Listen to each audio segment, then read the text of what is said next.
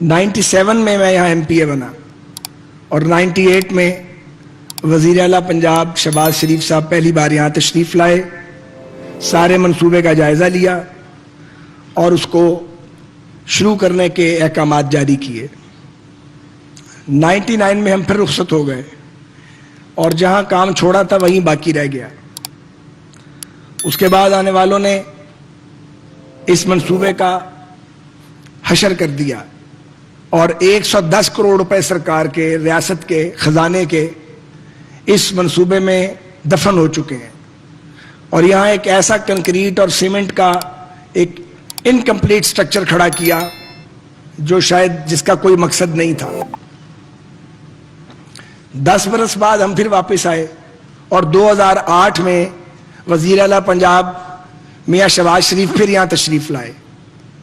اور انہوں نے فیصلہ کیا کہ یہ جو امپورٹڈ گرینائٹ یہاں لگے گا وہ نہیں لگے گا، کوئی امپورٹڈ چیز یہاں پہ استعمال نہیں ہوگی، یہاں پاکستان کا ماربل یوز ہوگا اور ایک سادہ مونومنٹ بنائیں اور یہ پبلک فرینڈلی اس جگہ کو بنائیں۔ ہم نے پھر کام شروع کیا، اس میں مختلف رکاوٹیں آتی رہی، وہ بڑی لمبی کہانی ہے، اور 2017 آ گیا۔ ہم نے بہت ایفرٹ کی لیکن ہمیں اپنی ایفرٹ میں کامیابی نہ ہو سکی۔ پنجاب گورنمنٹ کے اس وقت کے بجٹ میں اس کے لیے پیسے بھی رکھ دیے گئے، ساتھ ہی یہاں ایک اور ایشو چلتا رہا، یہ جو باہر نالا ہے یہ لاہور ایئرپورٹ کا پانی ڈرین کرتا تھا، بنیادی طور پہ یہ ایئرپورٹ کے ڈرینیج کے لیے ADA نالا کے نام سے جانا جاتا ہے،